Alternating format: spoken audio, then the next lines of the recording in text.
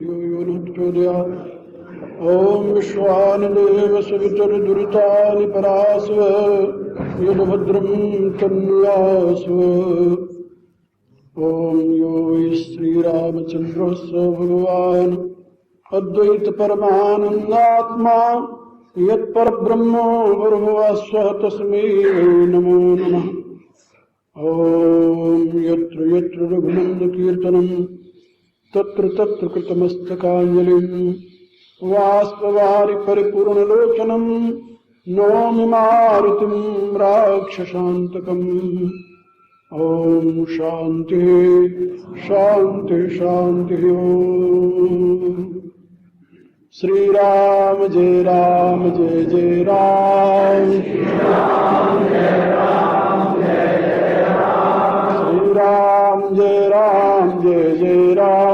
श्री राम जय राम जय जय राम। श्री राम जय राम जय जय राम। श्री राम जय राम जय जय राम। श्री राम जय राम जय जय राम। श्री राम जय राम जय जय राम। श्री राम जय राम जय जय राम। श्री राम जय राम जय जय राम।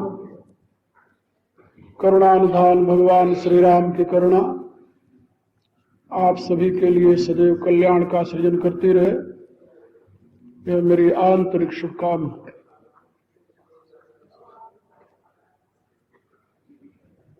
कल मैंने आप लोगों को बात समझाई थी कि महाकवि गोस्वामी तुलसीदास जी अपने सांस्कृतिक महाकाव्य के माध्यम से मानव मात्र के लिए जो अवश्य धारणीय है, ग्रहणीय है, उस धर्म तत्व का उपदेश दिया। और वह धर्म तत्व क्रियात्मक नहीं गुणात्मक है।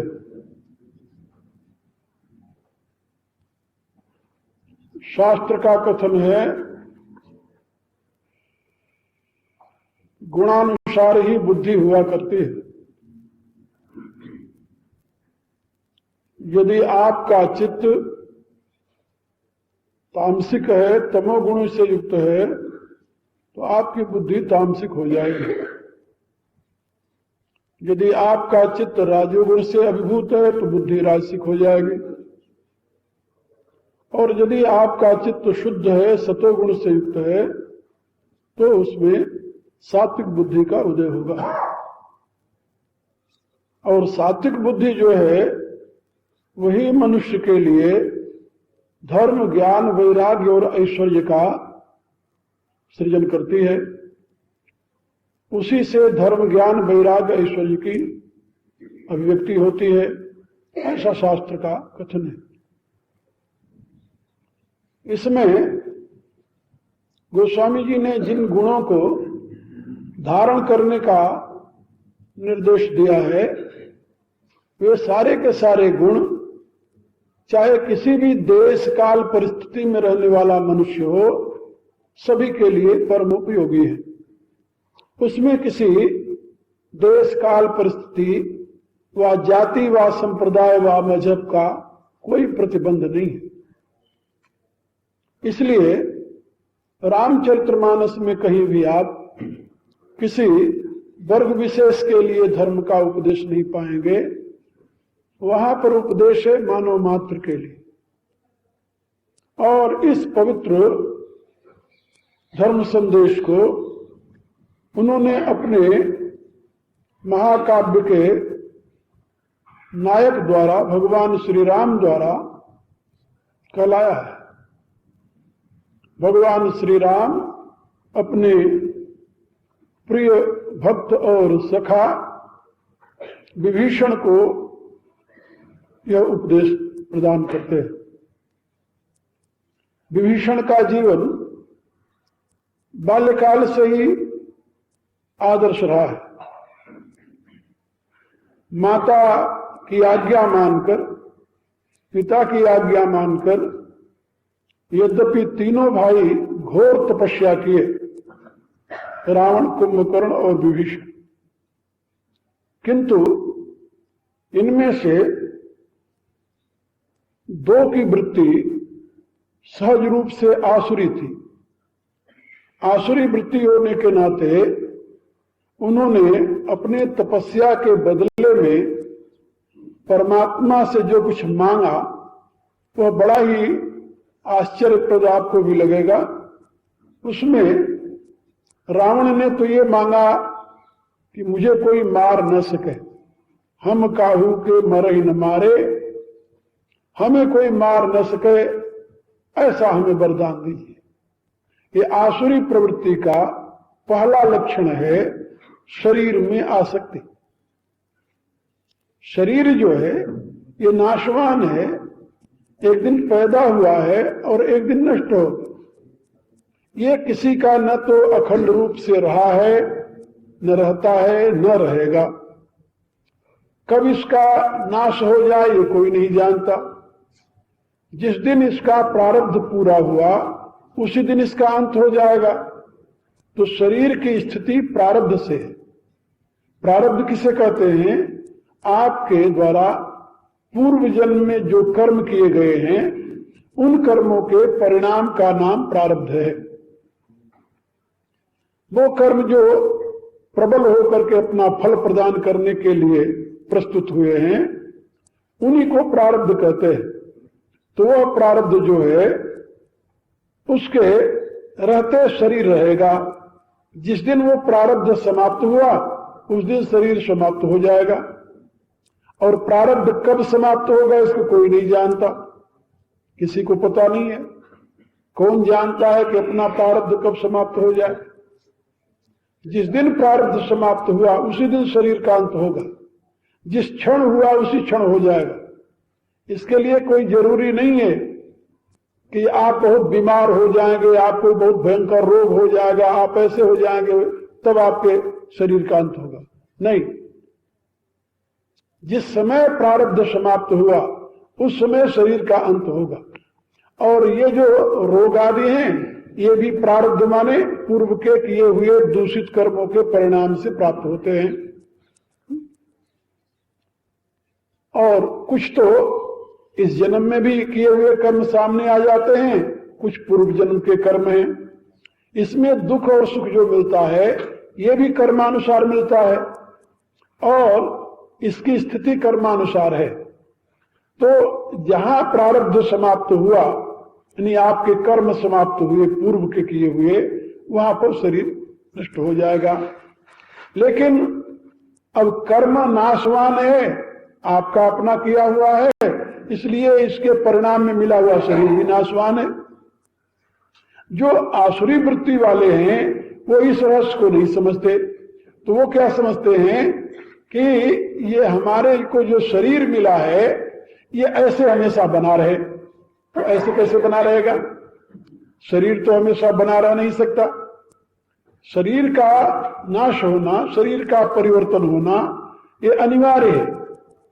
जो लोग शरीर में आसक्त होते हैं वो शरीर को संवारने में, सजाने में, उसको संभालने में ही लगे रहते हैं।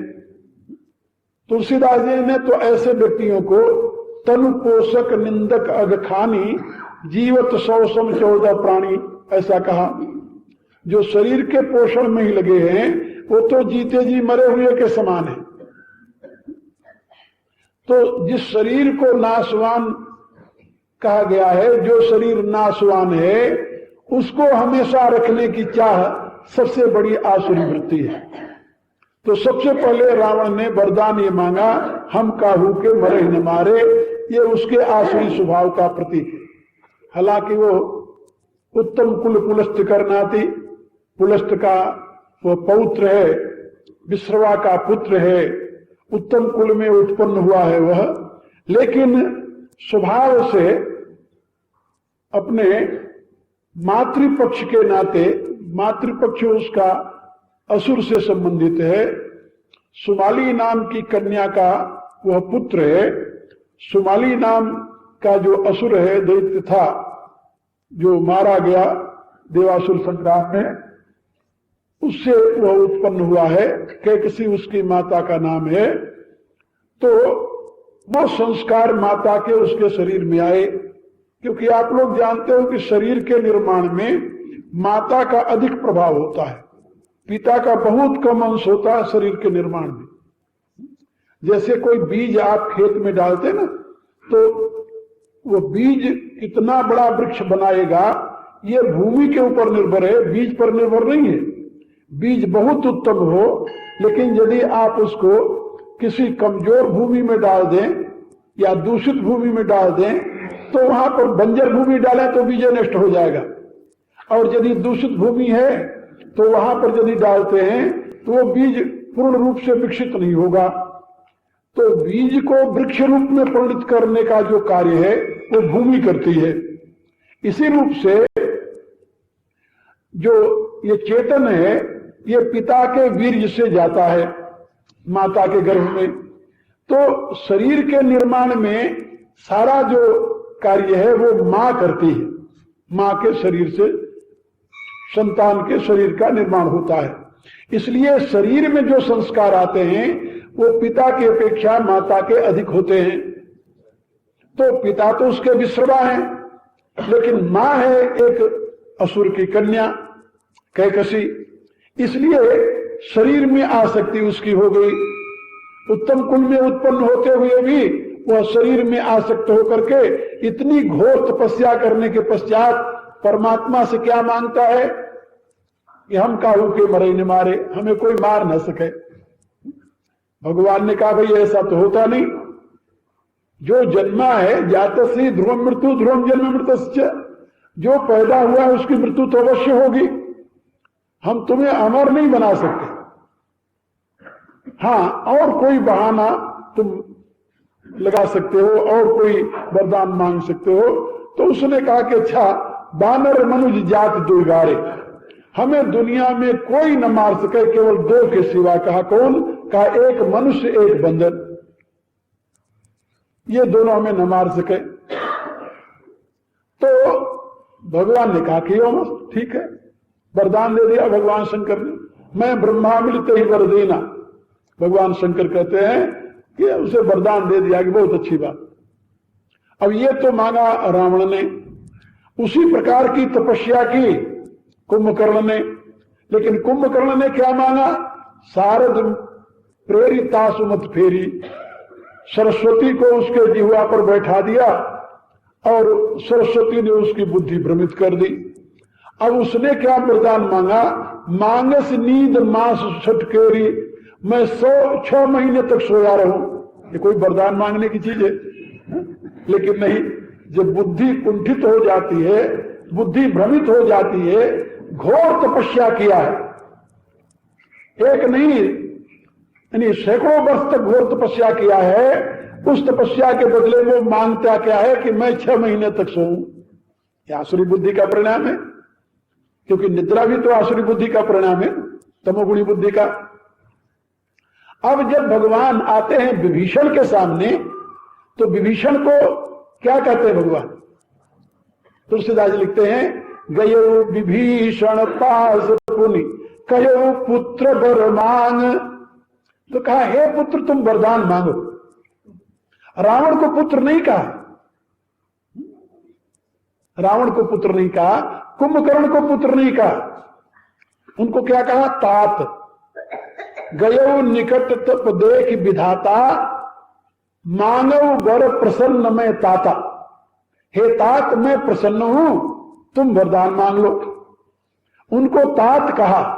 तात माने क्या होता है? वत्स, हे मेरे बच्चे, जैसे बाई दिवे कहते हैं ना। तो तात माने अपना संतान, अपनी बच्चा। लेकिन पुत्र माने संतान नहीं। पुत्र शब्द का अर्थ बहुत महान होता है। पू नाम नरकात त्रायते विद पुत्र। पू कहते हैं नरक को, उस नरक से जो अपने कुल को बचा ले उसको पुत्र कहते हैं। पुत्र बहुत बड़ी चीज है, बहुत बड़ी चीज है। जितने उत्पन्न होते हैं सब पुत्र नहीं होते अपने मां बाप के, ना ना, पुत्र तो कोई कोई हो पाता है, पुत्र को या पुत्री को, ये तो कोई कोई हो पाता है। जैसे रामायण में आप एक प्रसंग देखेंगे, जब सीता जी को वन में देखा जनक जी ने, और वो अपने राजकुमारी के वेश में न होकर के तपस्विनी वेश में देखा। राम तपस्वी वेश में है, और सीता को भी जब तपस्विनी वेश में जनक ने देखा तो उनको दुख नहीं हुआ बल्कि हर्ष हुआ, महान हर्ष हुआ। पुत्री को देख करके दौड़ करके उन्होंने गले से लगा लिया अपने पुत्री को और कहा क्या, पुत्री पवित्र किए कुल दो, तू मेरी सही में पुत्री, तूने दोनों कुलों को पवित्र कर दिया, एक कुल नहीं। पुत्री पवित्र किए कुल दो, सुजस धवल जग कह सब को, और तुम्हारे ही नहीं मेरे दोनों कुलों की कीर्ति युगों तक दुनिया गाएगी। तो जो संतान अपने कुल की कीर्ति की वृद्धि करता हो उसे पुत्र कहते हैं, पुत्री कहते हैं। और नहीं तो बेटा बेटी तो पैदा होते हैं, सबके होते हैं, ये तो चाहे पशु हो उसको भी यहाँ होते हैं, पक्षी हो उसके यहाँ भी होते हैं, सबके यहाँ होते हैं। तो यहां पर विधाता ने, ब्रह्मदेव ने विभीषण को पुत्र कहा, पुत्र कहा, कहे पुत्र वरमान, हे पुत्र वरदान मांगो, क्योंकि वो अपने कुल को तारने वाला है। वही एक ऐसा है जो पूरे कुल को तार देगा, भगवान की शरण में जाकर के सबका उद्धार करेगा। तो उसने मांगा क्या, सुनो, तेही मांगो भगवंत पद कमल अमल अनुराग।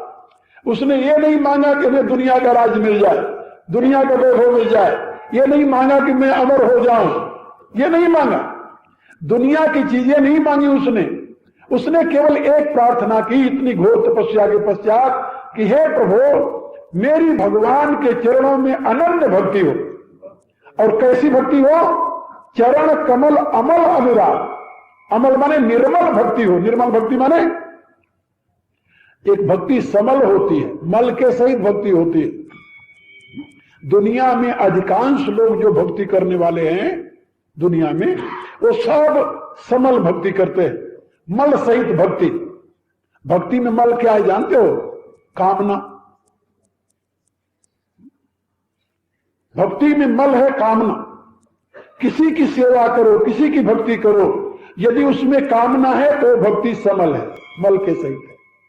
कामना ही मल है, किसी भी प्रकार की कामना। भक्त के जीवन में तो मोक्ष की भी कामना नहीं होती, मोक्ष की, वो कहता है मोक्ष की कामना भी कामना है, कीर्ति की कामना नहीं, मोक्ष की कामना नहीं, दुनिया के वैभव की कामना की तो कल्पना ही नहीं वहां। जग सुख की गिनती कहां, कियो मोक्ष सुख त्याग।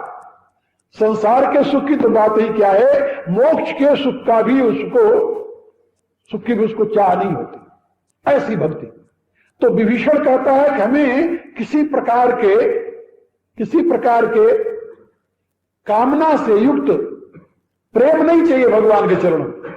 हमारा प्रेम अमल हो, निर्मल हो, हम भगवान से कभी कुछ न मांगे, ऐसी आप मुझे वरदान दीजिए। मेरे कहने के प्राय कि विभीषण प्रारंभ से ही निष्काम भक्त है, उसके हृदय में कोई कामना नहीं है। और ऐसा जो भक्त है जो निष्काम है, उसके लिए भगवान क्या कहते हैं, भगवान राम से उनके शब्दों में सुनिए, तुम सारिखे संत प्रिय मोरे, धरो देह नहीं आनन हो रे। भगवान कहते तुम्हारे जैसे संत मुझे प्रिय। दुनिया में दो प्रकार के लोग होते हैं, एक तो वो हैं जो भगवान को प्यार करते हैं, और एक वो हैं जिनको भगवान प्यार करते हैं। अंतर है दोनों। तो भगवान को तो बहुत लोग प्यार करते हैं, भगवान से प्रेम करने की चाह बहुत लोग रखते हैं, लेकिन बहुत कम ऐसे लोग हैं जिनको भगवान प्यार करते हैं। जो भगवान को प्रिय है। तो ऐसे संत भगवान को प्रिय होते कैसे? तुम सारिखे, तुम्हारे जैसे जो संत हैं वो मुझे प्रिय है। तुम सारिखे संत प्रिय मोरे, धरेऊ देह नहीं आन निहोरे। भगवान कहते तुम्हारे से संतों के लिए मैं जन्म अवतार लेता हूं। मेरे अवतार में कारण ये नहीं है कि दुष्टों को मारना है। दुष्टों को मारने के लिए तो मेरा संकल्प ही बहुत है। जो परमात्मा भृकुटी बंक जो काल ही खाई, जो अपने पलक घुमा देने से काल का भी नाश कर देता है। बोला सोचो, जो काल को भी भक्षण कर जाता है, काल को भी आत्मसात कर लेता है, वो परमात्मा किसी दुष्ट को मारने के लिए अवतार लेगा? नहीं, मारने के लिए किसी को अवतार नहीं लेते भगवान। हाँ, उद्धार के लिए अवतार लेते। और वो उद्धार भी किसके नाते करते जानते हो? भक्त के नाते। रावण के कुल में यदि एक भक्त न होता तो उसके कुल का उद्धार करने के लिए भगवान को अवतार न लेना होता। भगवान ने स्वयं स्पष्ट शब्दों में कहा कि मेरे अवतार में कारण है तुम सारिखे संत प्रिय मोरे, धरे देह नहीं आन निहोरे। और कोई कारण नहीं था मेरे अवतार लेने का, मैं तुम्हारे ऐसे संतों के लिए अवतार लिया। तो वो विभीषण है जिसके लिए भगवान का अवतार हुआ है।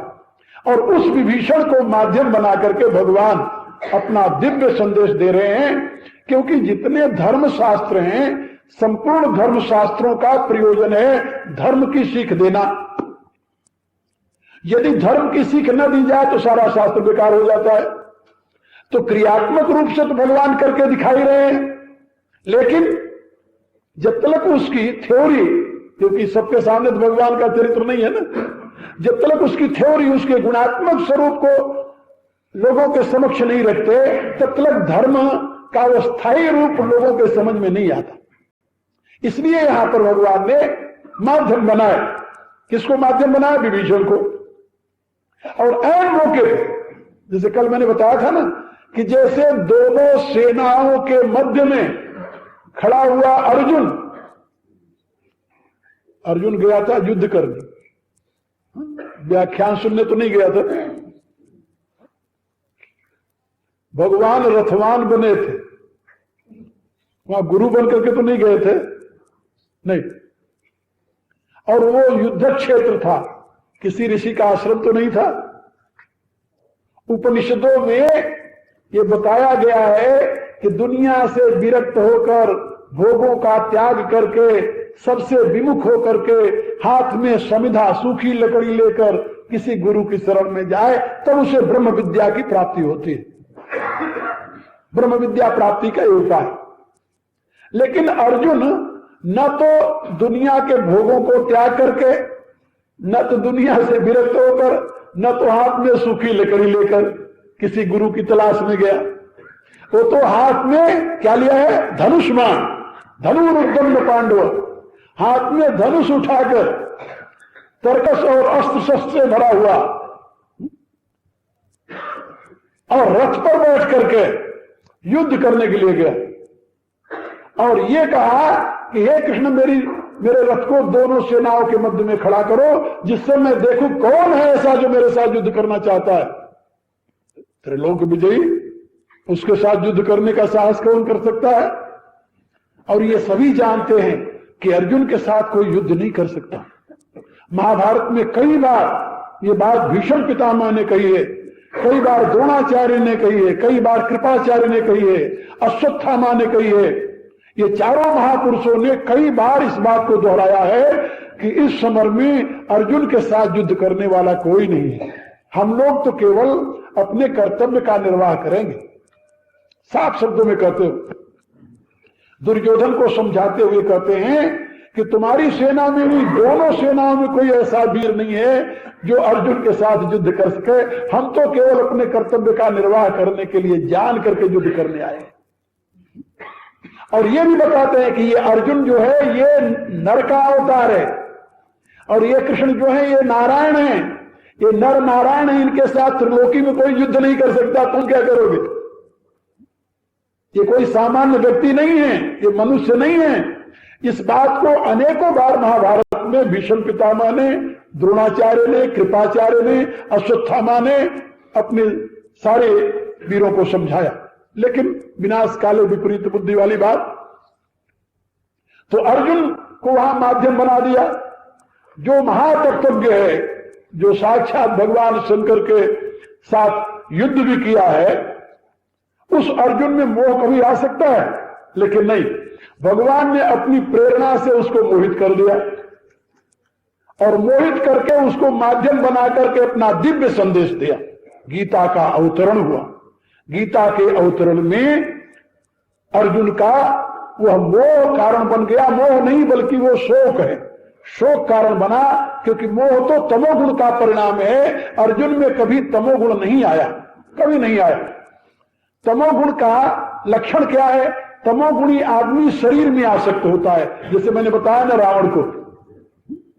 लेकिन अर्जुन को जो उस समय हृदय में करुणा आई, वो अपने शरीर के नाश होने के भय से नहीं आई, फिर किसके प्रति आई? मेरा परिवार नष्ट हो जाएगा, मेरे गुरुजन, मैं अपने गुरुओं के साथ युद्ध कैसे करूंगा? वहां करुणा उसके हृदय में जागृत हुई। इसलिए भगवान ने लिखा वहां पर, व्यास भगवान ने, कि परया कपयाविष्ट, परम करुणा से वो युक्त हो गया है। वहां मोह नहीं है, वहां करुणा है। मैंने अपने भाष्य में इसकी बड़ी व्याख्या की है विस्तार के साथ, कि वहां करुणा है, उसे मोह नहीं है। अर्जुन मोहित नहीं हुआ, अर्जुन करुणा से अभिभूत है। और करुणा से आदमी अभिभूत हो जाता है तब भी उसकी बुद्धि जो है कुंठित हो जाती है, क्योंकि हृदय प्रधान हो जाता है ना। आपके पास दो साधन है, हृदय और बुद्धि। जब हृदय प्रधान हो जाएगा तो बुद्धि दब जाएगी, और जब बुद्धि प्रखर हो जाएगी तो हृदय दब जाएगा। जो लोग बहुत बुद्धिमान होते हैं, बुद्धि का ही प्रयोग करते रहते हैं, उनका हृदय सिकुड़ जाता है, तो वो कुतार्किक हो जाते हैं, वो बात बात में नुक्ताचीनी करने लगते हैं, वो बुद्धि उनकी तेज हो जाती है ज्यादा। जहां बैलेंस नहीं रहता हृदय और बुद्धि में, जीवन पतित हो जाता है।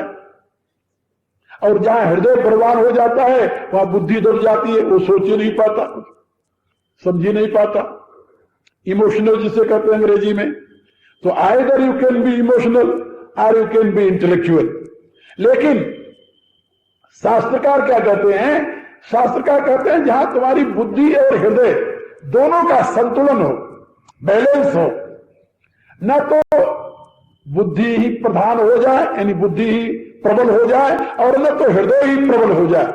हृदय प्रबल हो जाएगा तब भी तुम अपने रास्ते से अलग हो जाओगे, बुद्धि प्रबल हो जाएगी तब भी तुम सत्य से अलग हो जाओगे। इसलिए हृदय और बुद्धि का संतुलन होना चाहिए। जहां हृदय और बुद्धि का संतुलन है उसी का नाम योग है। जहां हृदय अलग है, बुद्धि अलग है, वो योग नहीं हो तो कुयोग कहा जाता है। इसलिए वहां पर भगवान की प्रेरणा से अर्जुन के माध्यम से धर्म उपदेश दिया गया गीता का, जिसमें हृदय और बुद्धि के संतुलन की व्यवस्था है, जिसको योग कहते हैं। इसलिए पूरे गीता का उपदेश जो है वो योग है, योग। और योग क्या है तो भगवान ने इसकी बड़ी अनेकों जगह पर बड़े सुंदर ढंग से समझाया है, और मूल इसका उद्देश्य है हृदय और बुद्धि का संतुलन।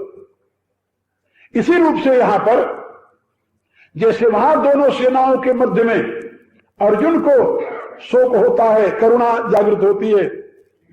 करुणा सतोगुण का परिणाम है, मोह तमोगुण का परिणाम है।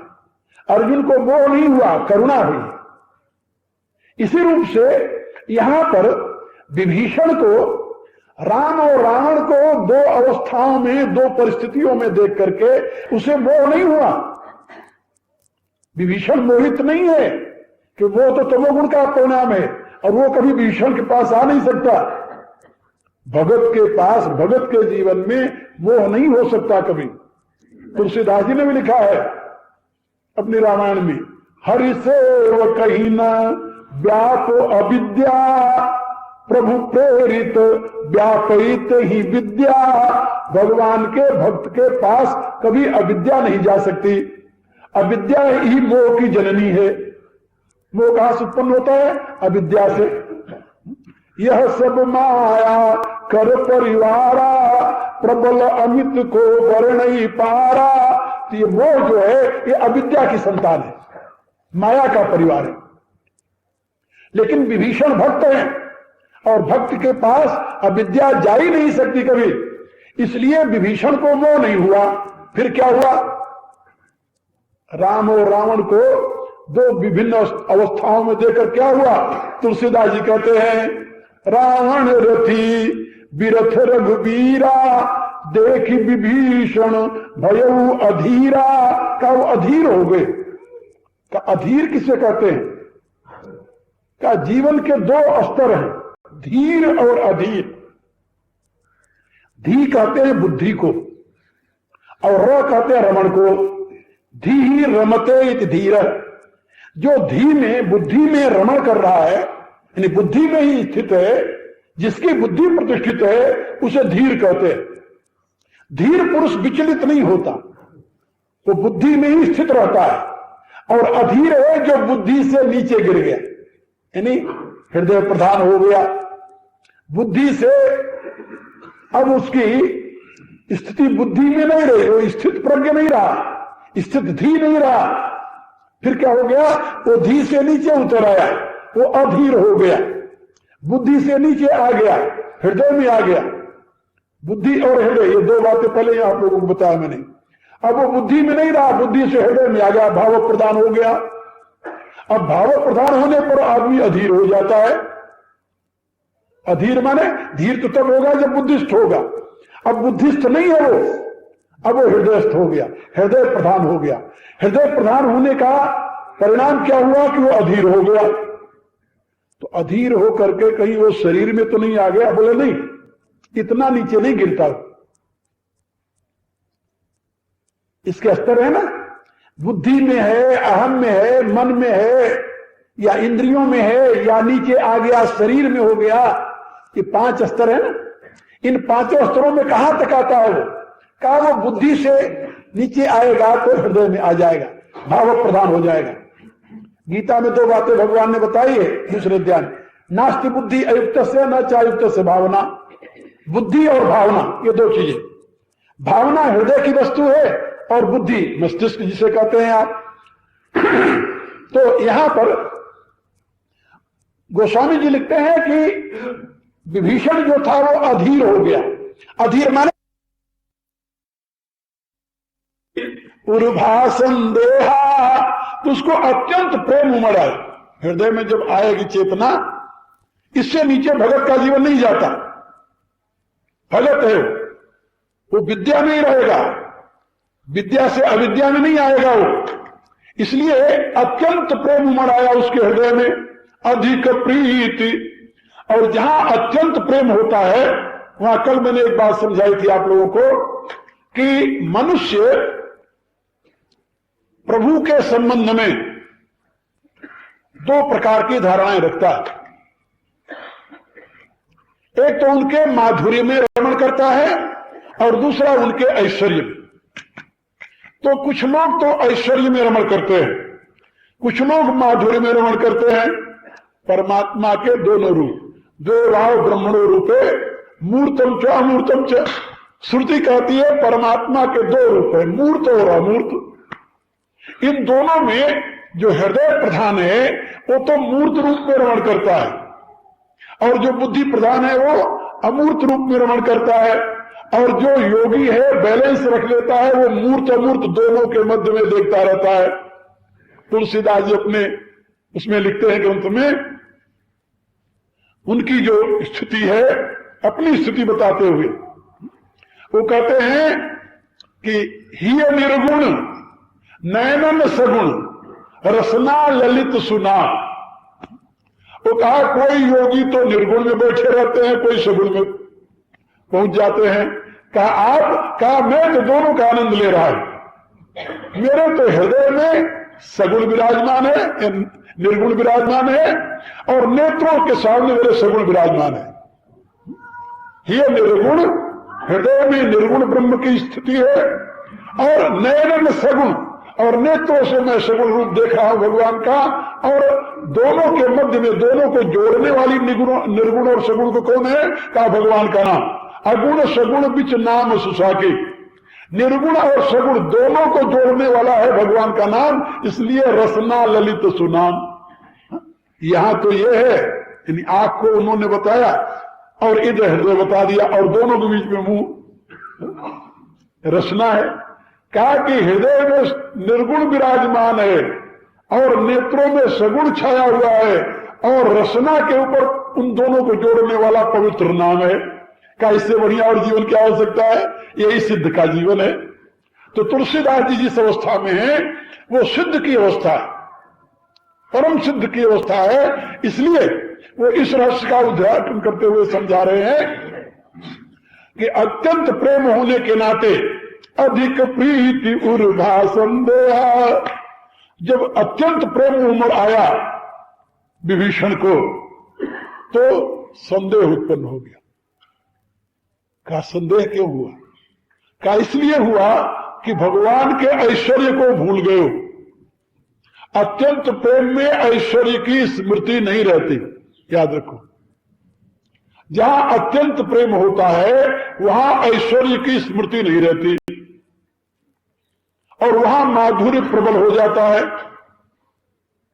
और एक बात और कल मैंने बताया था कि जब भगत भगवान से दूर रहता है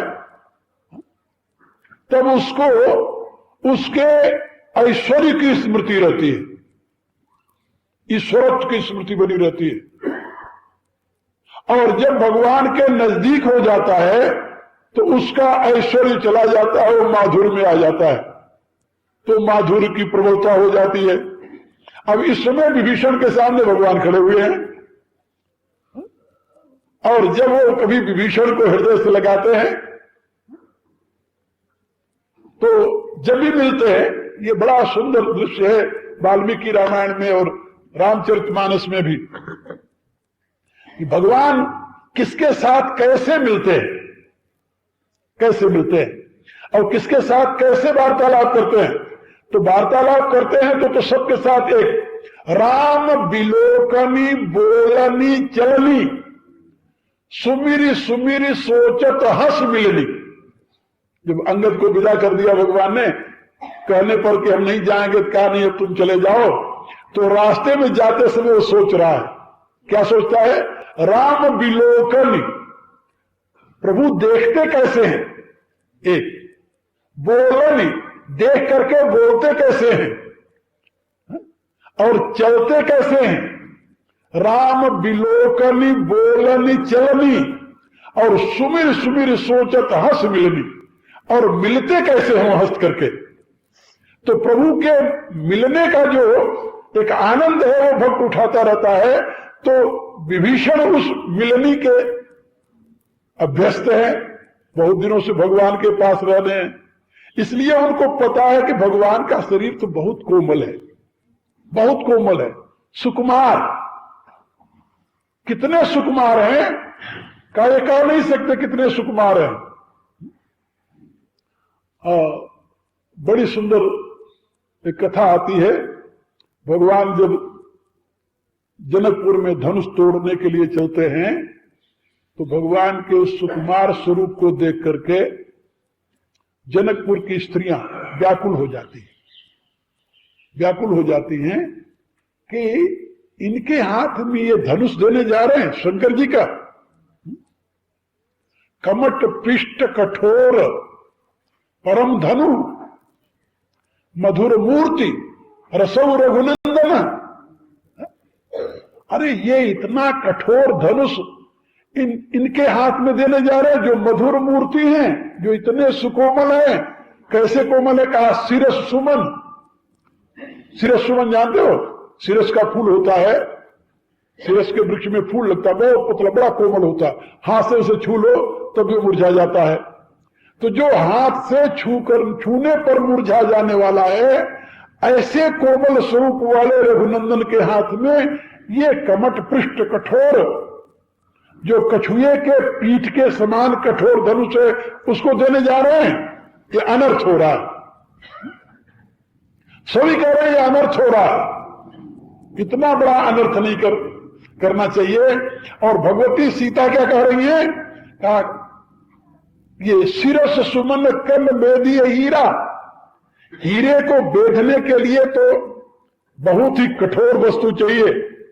ये धनुष तो हीरे के समान है, क्या शिरस के फूल से वो बेधा जा सकता है? उसमें छेद किया जा सकता है? जैसे शिरस का फूल हीरे को नहीं छेद सकता, ऐसे शिरस सुमन के समान राम इस धनुष को भला कैसे तोड़ेंगे? इसे क्या कहते हैं जानते हो? ये माधुर्य। माधुर्य में प्रभु की प्रभुता नहीं रहती, लेकिन जिसके हृदय में प्रभु की प्रभुता है वो समझाता है। उस समय भी समझाते हैं। एक सखी कहती है बैठी बैठी, वहां पर सुनैना को समझाती है, जनकपुर की स्त्रियों को समझाती है। सुनो सखी को अस कही, बड़ प्रभाव लघु देखत आई। इनका प्रभाव बहुत बड़ा है, ये देखने में छोटे लग रहे हैं, इनका प्रभाव बहुत बड़ा है। परस जासु पद पंकज धूरी, तरी अहिल्या कृत अघभूरी। जिसके चरण की धूरी छूटे से महान पापनी अहिल्या तर गई, सो की रहें बिन सुधन तोड़े। उनके लिए बोला शंकर का धनुष क्या है? वो ऐश्वर्य को जानती है। तो जो ऐश्वर्य और माधुर्य दोनों का एक साथ आनंद ले रहा है वो तो पूर्ण तृप्त भक्त है, उसको दोनों का बोध है। और जो केवल माधुर्य में लीन हो गया है वो प्रभु के माधुर्य में ही तृप्त हो रहा है उसी में, उसके लिए तो भगवान बहुत सुकोमल है, उससे बड़ा काम नहीं होगा। माता कौशल्या कभी नहीं स्वीकार कर सकी कि मेरे राम ने रावण का वध किया है और मेरे राम ने शंकर का धनुष तोड़ा है, कभी नहीं मान सकी। जब वो शंकर का धनुष तोड़ करके आए तब माता कौशल्या आपस में बात करने लगी कि क्या राम ने सही में धनुष तोड़ा होगा? कहा नहीं ना, ये तो हो ही नहीं सकता, ये तो अमानुष कर्म है। ये अमानुष कर्म मेरा ये छोटा सा बच्चा कैसे करेगा? फिर क्या कहती हो? कहा तोड़ा तो राम नहीं, तभी तो सीता को ब्याह कर ले आए। कहा नहीं, ये तो विश्वामित्र जी की करनी है, विश्वामित्र जी की करनी है। ये विश्वामित्र जी ने अपने तपस्या के बल से धनुष तोड़ करके मेरे बच्चे का विवाह करा दिया। ये करनी विश्वामित्र के, मेरे बच्चे की नहीं। सकल अमानुष कर्म तुम्हारे, केवल कौशिक कृपा सुधारे। ये तो विश्वामित्र की कृपा का परिणाम है, नहीं तो मेरा बच्चा वाला धनुष कैसे तोड़ देता?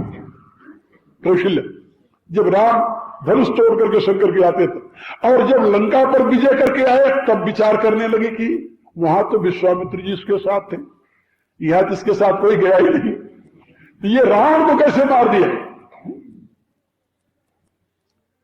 अब कौशल्या बार बार सोचने लगी, अति सुकुमार जुगल मेरे बारे, निश्चर निकर महाभट भारे।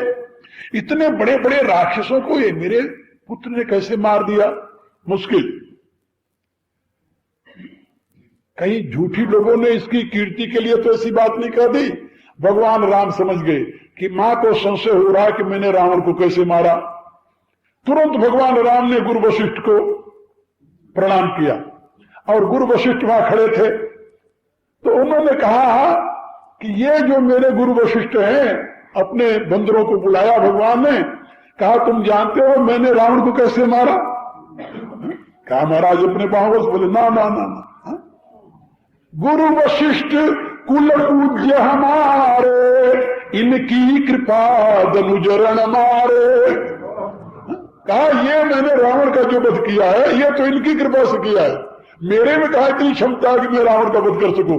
माता कौशल्या को संतोष हो गया। हाँ तभी तो मैं सोच रही थी ये कैसे कर सकते हैं? मेरे गुरुदेव इतने महान हैं कि यहां बैठे बैठे उन्होंने रावण का नाश करा दिया, क्योंकि वशिष्ठ की महिमा पर उनको बोध है, वशिष्ठ की महिमा का बोध है कि वशिष्ठ में वो माधुर्य नहीं देखती, वशिष्ठ में ऐश्वर्य देखती है हमेशा। और वशिष्ठ वो है जो विश्वामित्र ऐसे महावीर को अपने ब्रह्मदंड से हरा दिया था। छात्र बल सारा नष्ट कर दिया केवल ब्रह्मदंड के बल से। तो वशिष्ठ की महिमा का बोध होने के नाते मां को वशिष्ठ पर विश्वास है कि यहां बैठे बैठे अपने संकल्प से मेरे पुत्र को विजयी बना दिया, लेकिन अपने पुत्र की महिमा का बोध नहीं है। वहां तो माधुर्य तो बज रहा है, ये तो बड़े सुकुमार है, बड़े कोमल हैं, ये भला रावण को कैसे मार सकते हैं। तो मेरे कहने का तात्पर्य है कि जहां माधुर्य अधिक हो जाता है वहां प्रेम की वृद्धि होती है। प्रेम, एक बात और याद रखें, ऐश्वर्य में प्रेम नहीं होता। जहां ऐश्वर्य का ही हमेशा बोध रहे वहां प्रेम नहीं होता, क्योंकि प्रेम में द्वैत के लिए स्थान नहीं है। और जहां ऐश्वर्य का बोध होता है वहां द्वैत बना रहता है कि वो महान है और मैं तो छोटा सा हूं। और जहां अपनी छोटाई और प्रभु की बड़ाई का बोध रहे वहां पर अद्वैत नहीं होता, द्वैत बना रहता है। और जहां द्वैत बना रहेगा वहां पूर्ण प्रेम की अभिव्यक्ति नहीं होगी। पूर्ण प्रेम की अभिव्यक्ति के लिए अद्वैत का होना आवश्यक है। अद्वैत में ही प्रेम होता है और प्रेम में अद्वैत होता है। जिससे आप बहुत प्रेम करते हैं उससे भेद नहीं रख सकते आप। यदि भेद रहा तो प्रेम नहीं होगा। जरा सा भी, एक फाइन सा भी, जरा सा भी पर्दा रहा तब भी आप एकता नहीं कर सकते। आवरण जिसे कहते हैं, आवरण के रहते हुए अभिन्नता की स्थिति नहीं होती, याद रखो। और प्रेम जो है वो आवरण को नहीं देखता, आवरण को नहीं बर्दाश्त करता, वो आवरण को नहीं चाहता। जहां प्रेम है वहां आवरण नहीं होना चाहिए, और जहां आवरण है वहां पूर्ण प्रेम नहीं होता। तो ऐश्वर्य का बोध होने पर आवरण बना रहता है। किस चीज का? प्रभु की बड़ाई बड़ी, अपनी छोटाई छोटी, प्रभु की पुनीतता, अपनी पापहीनता।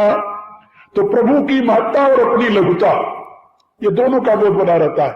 कहां पर? ऐश्वर्य। इसलिए वहां प्रेम की वृद्धि नहीं होती। लेकिन जहां माधुर्य आया वहां पर वो बीच का पर्दा समाप्त हो जाता है, वहां पर बराबरी का हो जाता है। और जहां पर इस प्रकार की भावना हुई वहां पर भेद नहीं रहता, अभेद की अनुभूति होती है। अब यहां पर अधिक प्रीति मूर भा संदेहा, तो विभीषण तो साख्य भाव के उपासक हैं, शुरू से दास्य भाव के उपासक थे। लेकिन भगवान की शरण में आए तो भगवान उनको मित्र का, सखा का करके अपने साथ बैठा लिया। और मित्र मित्र में भेद नहीं होता, जहां भेद है वहां मित्रता नहीं होती। ये बात याद रखो, ये शास्त्र का सिद्धांत है। जहां भेद होगा वहां मित्रता नहीं होगी, जहां मित्रता वहां भेद नहीं होगा। अब यहां पर विभीषण के हृदय में प्रभु को देख करके अत्यंत अनुराग जब उमड़ा तो संदेह हो गया, ऐश्वर्य भूल गया। संदेह क्या हुआ? संदेह किस विषय में हुआ? संसार के विषय में संदेह नहीं है, तत्व के विषय में संदेह नहीं है। संदेह किस विषय में है? संदेह है प्रभु के विजय के विषय में।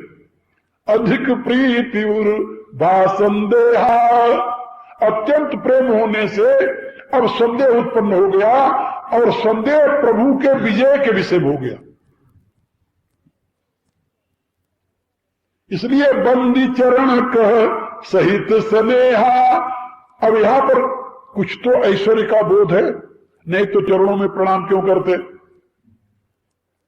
भगवान के चरणों में प्रणाम करके स्नेह सहित,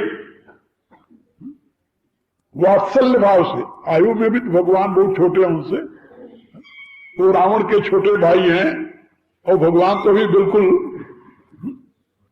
जिसे अंग्रेजी में यंग कहते हैं, भगवान तो बहुत यंग हैं अभी। तो अब वहां पर अधिक प्रीति और भा संदेहा, संदेह हो गया कि ये रावण से युद्ध कैसे करेंगे। और युद्ध तो करेंगे, युद्ध करने के लिए खड़े हैं, क्षत्रिय हैं, युद्ध से पीछे हट नहीं सकते, लेकिन रावण को जीतेंगे कैसे?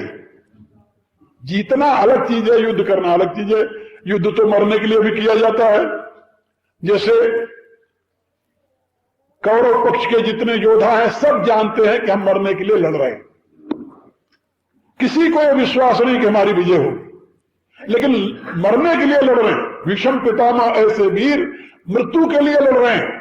वो कहते हैं, बार बार कहते हैं कि हम तो मृत्यु के लिए लड़ रहे हैं, क्योंकि क्षत्रिय जो है समर में मरेगा तो उसको स्वर्ग की प्राप्ति होगी। मरने के लिए लड़ रहे हैं। तो लड़ना कोई बड़ी बात नहीं है, बात तो है विजय। अब उनको संदेह हो गया, अधिक प्रीति उर्भा संदेहा, बंदी चरण कह सहित स्नेहा। अब प्रश्न करता है, नाथ नरथ, आप नाथ हैं, इसमें कोई संदेह नहीं, लेकिन आपके पास साधन नहीं है। नाथ नरथ नहीं तन पद त्राण। युद्ध के लिए ये तीन साधन परम आवश्यक है, तन त्राण, पद त्राण और वाहन। यहां पर एक प्रश्न हुआ कि क्या जितना विभीषण का प्रेम है उतना प्रेम और किसी का नहीं था क्या वहां पर? का सबका था प्रेम, तो भगवान को तो सभी प्यार करते थे, तो दूसरे क्यों नहीं व्याकुल हो गए?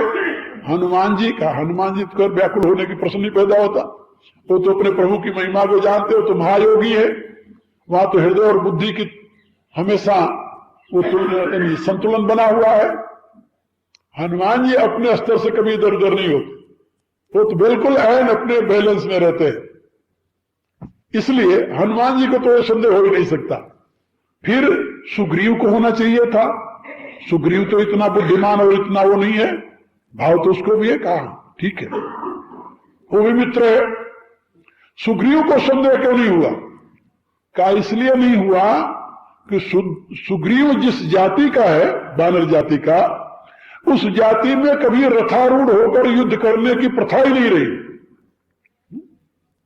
वो लोग रथारूढ़ होकर युद्ध नहीं करते, उनको तो युद्ध का केवल इतना पता है किस प्रकार से युद्ध किया जाए, तो कहते हैं वृक्ष को लेकर के युद्ध करो, अपने हाथों से युद्ध करो, नाखूनों से युद्ध करो, गिरी तारो नख आयुध सब वीरा। समझे?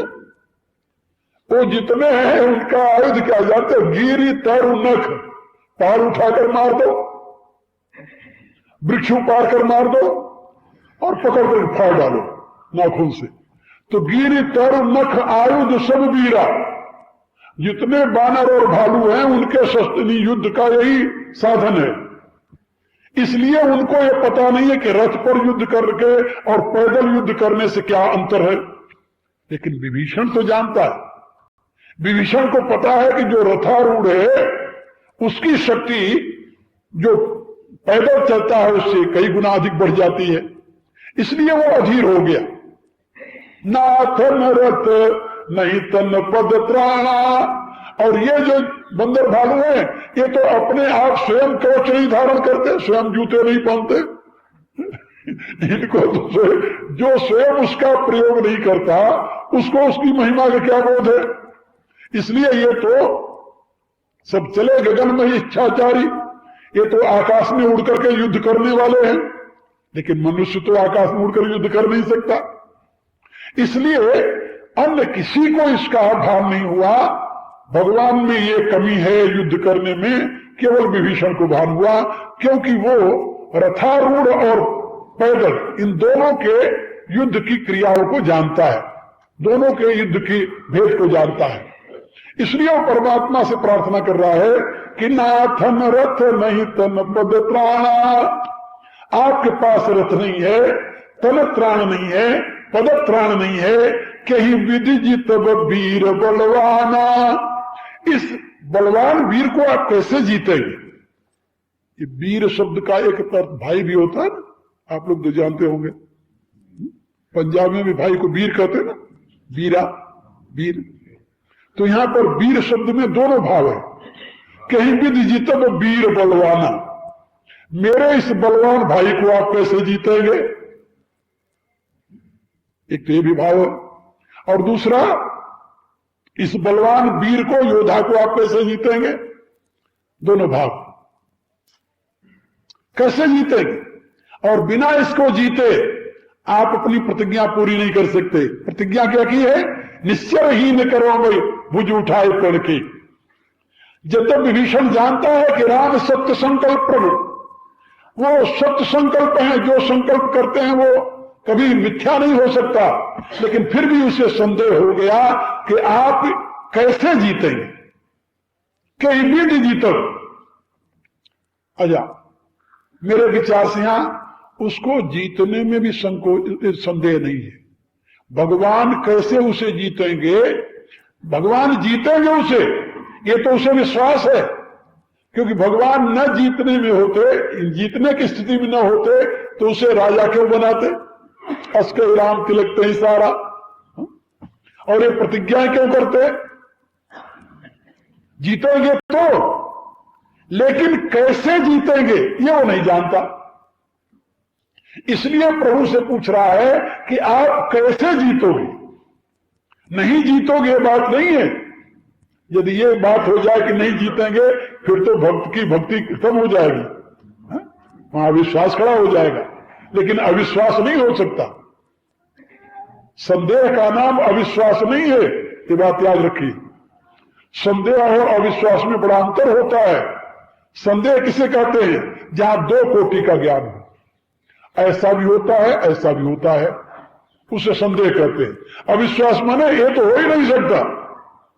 लेकिन विभीषण को यह नहीं कि यह नहीं हो सकता, भगवान जीतेंगे तो, लेकिन कैसे जीतेंगे वो जानना चाहता है। कहीं विधि, किस विधि से आप जीतेंगे वो विधि मुझे बताइए, क्योंकि बिना विधि को जाने यदि आप युद्ध करने चले गए तो मेरे तो हृदय में हमेशा ऐसे घबराहट बनी रहेगी। इसलिए आप प्रभु मुझे वो बताइए, कहीं विधि जितबो वीर बलवाना, इस बलवान वीर को आप किस विधि से जीतेंगे? भगवान श्री राघव विभीषण की इस स्थिति को देखते हुए मुस्कुराए, दुखी नहीं हुए, मुस्कुराए। मुस्कुराते हुए उससे बोले। मुस्कुराने का कारण क्या है?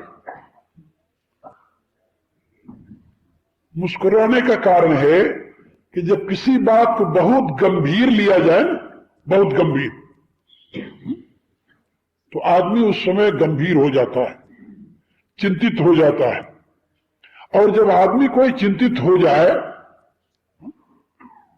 जैसे उदाहरण के कोई आदमी बीमार है, बीमार आदमी किसी डॉक्टर के यहां गया, डॉक्टर ने उसकी नाड़ी पकड़ी या उसको आला उला लगा कर देखा, इधर उधर डिबिया उबिया जो लगाते हैं, क्या कहते हैं उसे, तो देखा और देख करके वो गंभीर हो गया। गंभीर हो गया तो वो अब वो रोगी सोचेगा कि ये तो मेरी बहुत सीरियस स्थिति है। और यदि उस समय डॉक्टर गंभीर नहीं हुआ, हंसते हुए से पूछा कि भाई क्या बात है, क्यों इतने घबराए हुए हो, तो वो जान जाता है कि मेरी कोई ऐसी खतरनाक स्थिति नहीं है। यदि खतरनाक स्थिति होती तो ये डॉक्टर उसको देख करके इस प्रकार से मेरे से व्यवहार नहीं करता। तो डॉक्टर के व्यवहार पर एक हंसते हुए मुस्कुराते हुए मरीज से बात करना, उसको देख करके, और एक जरा सीरियस होकर के अपनी मत्थे को सिकोड़ कर टेंस बना करके, जिससे यह शो करना कि इसकी हालत बहुत खराब है, जिससे वो नहीं मरने वाला है तो भी मर जाए बेचारा। ये मानसिक इलाज की स्थिति है। मानसिक संदेह ही तो एक मानसिक रोग है ना। तो भगवान इसको जानते हैं। इसी रूप से आप देखेंगे गीता में भी जब भगवान उपदेश प्रारंभ करते हैं तो वहां पर क्या लिखते हैं व्यासदेव? प्रहसन्यो भारत, हंसते हुए से भगवान बोले, अरे भाई अशोचालन सोचस्त प्रज्ञावादा विश्वास। इसी रूप से यहां पर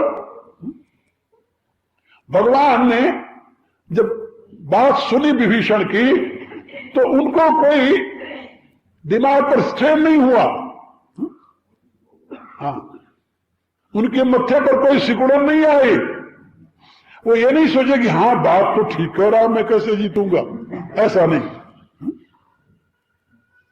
मुस्कुराते हुए से बोले, सुनो सखा। यहां पर तुलसीदास जी एक शब्द लिख रहे हैं, कह कृपा निधाना। कृपा निधान, भगवान कृपा के निधान है। और तुलसीदास जी ने लिखा है, जासु कृपा में कृपा आघाती।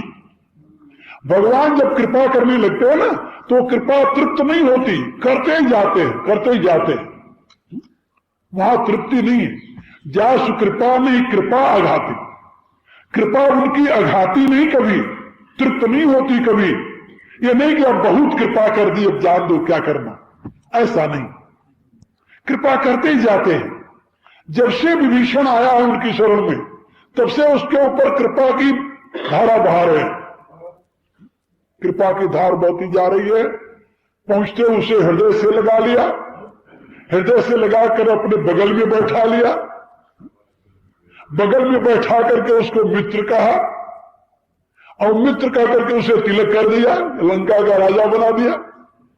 अभी तक उनकी कृपा तृप्त नहीं हुई है। यहां भी युद्ध स्थल में भी उस पर कृपा करने के लिए तत्पर है। और इससे पहले रावण के साथ युद्ध में, आगे प्रसंग आता है इसी में, रावण के साथ युद्ध में रावण निश्चय करता है कि यही हमारा भेद बताने वाला है, यदि इसको मार दिया जाए तब मेरी मृत्यु का कोई कारण नहीं बन सकता। ऐसा निश्चय करके रावण एक शक्ति का प्रहार करता है। जब शक्ति का प्रहार करता है तो शक्ति को आते हुए देख करके भगवान राम जान जाते हैं कि इस शक्ति को लगते ही ये बचेगा नहीं, विभीषण बच नहीं सकता। तुलसीदास जी क्या लिखते हैं, तुरत विभीषण पाछे मेला। भगवान ने पकड़ कर विभीषण को पीछे कर दिया, और सन्मुख राम सहे कोई सेला, और सीना अपना आगे कर दिया, क्योंकि वो तो अमोघ शक्ति थी, लगना ही था। वो सीधे आकर भगवान को लगा, क्योंकि भगवान ने प्रतिज्ञा की थी, जो सभीत आवाज शरणाई तो रखियों ताहि प्राण की नाई।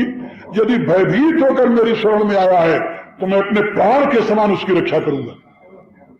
और जब रावण की शक्ति चलती है तो भगवान राम आगे आकर खड़े हो जाते हैं। ऐसी स्थिति हमें महाभारत में मिलती है। महाभारत में भगदत्त के साथ युद्ध हो रहा था। भगदत्त जो ज्योतिष नगरी का जो राजा था, महाबली था, भगदत्त के साथ युद्ध हो रहा था। और भगवान ने स्वयं भगदत्त को एक ऐसी शक्ति दी थी। भगवान विष्णु ने एक शक्ति दी थी भगदत्त को। भगदत्त को तो नहीं दी थी नरकासुर को। नरकासुर पृथ्वी का पुत्र था, तो पृथ्वी आराधना करने लगी। भगवान से प्रार्थना किया कि मैं इतने दिनों तक आपकी सेवा करती रही, आपसे कभी कुछ याचना नहीं की। तो भगवान प्रसन्न होकर मुस्कुराते हुए बोले, देवी अब क्या चाहती तू मेरे से? कहा मेरा लड़का अमर हो जाए। कहा ऐसा तो किसी का लड़का नहीं हुआ, तो तुम्हारा लड़का अमर कैसे हो जाएगा? कहा मेरे लड़के को कोई देवता दानव है, दुनिया का कोई जीत न सके। कहा ये तो हो जाएगा। कहा इसके लिए कोई साधन? भगवान ने एक शक्ति दी उसे, ये शक्ति है मेरी, ये तू दे देना उसे। तो पृथ्वी का पुत्र जो नरकासुर था उसको शक्ति मिल गई। लेकिन नरकासुर का वध किया तो भगवान स्वयं जाकर के, भगवान कृष्ण। अब उसको मारने के पश्चात वो शक्ति जो थी वो भगदत्त के पास पहुंची। वो अमोघ शक्ति थी। वो शक्ति यदि किसी को लग जाए तो दुनिया में कोई बच नहीं सकता था।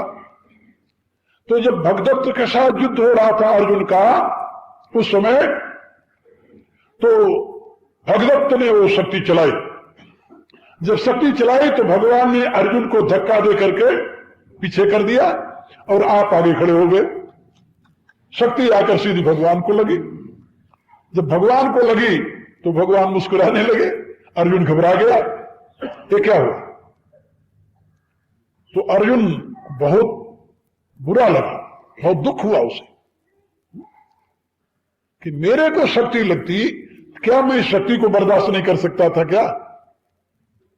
आपने प्रतिज्ञा की, भगवान से कहता है कि आपने प्रतिज्ञा की है कि मैं युद्ध में हिस्सा नहीं लूंगा, युद्ध में शस्त्र नहीं उठाऊंगा। तो जितना प्रतिज्ञा भंग करना शस्त्र उठाने में है, उतने प्रतिज्ञा भंग करना अपने किसी की रक्षा में शस्त्र सहने में है। तो आपने तो अपनी प्रतिज्ञा तोड़ दी महाराज, और मेरे लिए आपने प्रतिज्ञा तोड़ी। क्या मैं इतना कमजोर था कि मैं इस शक्ति को बर्दाश्त न कर सकता? भगवान मुस्कुराए, अरे कहा भोले आदमी बैठा रहे तुम्हें पता है शक्ति कौन सी थी? इस शक्ति को दुनिया में कोई नहीं सह सकता, ये मेरी दी हुई शक्ति थी। दुनिया में कोई ऐसा योद्धा नहीं जो इस शक्ति को सह सकता। अर्जुन, इसी शक्ति से बचाने के लिए मैं तुम्हारा रथवान बना हूं। दुनिया में कोई ऐसा वीर नहीं है जो इस शक्ति को सह सकता। तो भगवान ने वहां पर अपने स्वरूप की महिमा का वर्णन किया है अर्जुन से, और यही स्थिति भगवान राम ने विभीषण के साथ की। रावण की शक्ति से अपने आप को घायल करके उसे बचा लिया। खैर, मैं आपको बता रहा था कि भगवान बहुत ही स्नेह सिक्त भाषा में मुस्कुराते हुए से अब अपने परम भागवत विभीषण को समझा रहे। सुनो सखा, एक बात। दूसरी बात, जब कोई रहस्य की बात समझानी होती है ना, तो वक्ता हमेशा श्रोता से कहता है जरा सावधान होकर सुनो, सुनो, प्योर अटेंशन कहते हैं ना, जरा ध्यान दो, इधर सावधानी से सुनो। भगवान कहते हैं जो रहस्य मैं तुम्हें समझाने जा रहा हूं ये कोई सामान्य नहीं है, ये विश्व के ऊपर विजय प्राप्त करने का साधन है, और विश्व के ऊपर विजय प्राप्त करने का साधन सामान्य स्तर से नहीं समझा जा सकता। इसलिए तुम सावधान होकर मेरी बात सुनो। सुनो सखा कह कृपा निधाना, अब अपने कृपा की वृष्टि करेंगे, उसे धर्म तत्व का उपदेश देंगे। जही जय होई सुसंदन आना, जिस रथ के द्वारा विजय प्राप्त किया जाता है वो रथ ये नहीं है जिस पर रावण बैठा हुआ है। जिस रथ के ऊपर सवार होकर विजय प्राप्त किया जा सकता है, किया जाता है, वो ये रथ नहीं है। यहां आना शब्द में दो भाव है। आना माने अन्य, दूसरा, और आना माने ले आया, आनी हुई चीज कहते। तो आना माने ले आया भी होता है। आना जिससे विजय प्राप्त होती है वो रथ दूसरा है, और जिससे विजय प्राप्त होती है वो रथ में ले आया, वो मेरे साथ है। वो रथ मेरे साथ है, मैं ले आया हूं, मैं उसी रथ पर सवार हूं जिस पर विजय प्राप्त होती है। रावण जिस रथ पर बैठा हुआ इससे विजय नहीं होती, मैं जिस रथ पर बैठा हुआ हूं उस पर विजय होती है। वो कौन सा रथ है प्रभु? भगवान कहते हैं कल बताएंगे, आप तो समय हो गया। ओम भूर्भुवः स्वः तत्सवितुर्वरेण्यं भर्गो देवस्य धीमहि यो यो नः प्रचोदयात्। सर्वे भवन्तु सुखिनः, सर्वे सन्तु निरामयाः, सर्वे भद्राणि पश्यन्तु, मा कश्चित् दुःखभाग् भवेत्। ओम पूर्णमदः पूर्णमिदं पूर्णात् पूर्णमुदच्यते पूर्णस्य पूर्णमादाय पूर्णमेवावशिष्यते। ओम शांति शांति शांति।